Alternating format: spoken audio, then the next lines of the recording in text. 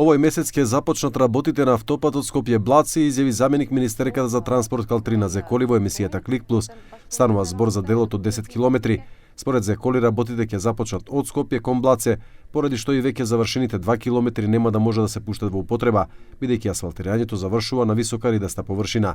Таа се надева дека временските услови нема да го одложат почетокот на работите за пролет. Kanë aplikuar diku 11 kompani të vendit dhe ndërkombëtare.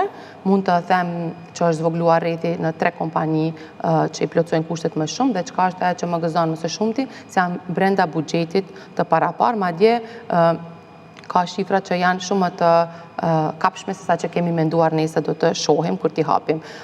Dhe për shumë pak, ndoshta mund të them edhe brenda muajit, do të kemi shënimin e fillimit të punimeve në këtë rrugë. Po thoni që brenda këtij muaji, pra pa përfunduar 2025, do të dalin bagerët atje dhe do të fillojnë me punë? Po, këtë po e them dhe uroj që kushtet klimatike të mos na e vështirësojnë për të ngecur ndoshta në muajin janar ose shkurt dhe në pranverën e hershme për të vazhduar me energji të plotë dhe me ritëm të plotë. За реализација на овој автопат се предвидени 240 милиони евра, односно 24 милиони евра по километар. Во Клик Плюс се дискутираше и за коридорот 8, на делницата Тетово-Гостивар од вкупно 3566 приватни парцели, што ги опфаќа трасата, остануваат уште 560 за експроприација. Зеколи вели дека најпроблематичен дел за експроприација е сегментот Струга-Ќафасан поради заштитените УНЕСКО зони.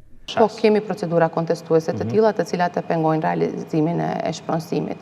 Por që një pjesë dërmuese është... Pastaj si zgjidhet nëse nuk pajtohet pronari duke parë se kjo është një projekt strategjik? Procedurë gjyqësore, mandej shkon zvarritet në procedura gjyqësore. Por mund të them që realisht pak a shumë të gjitha pronat janë të shpronësuara, problematika e pronave më shumë qëndron tek pjesa e fundit ose segmenti i fundit që është Strug-Qaftan, sipas projektimit që e kemi hasur, një pjesë e mirë e trases që është parapar për të ushtruar koridorit 8 has në shumë zonat të mbrojtura nga UNESCO.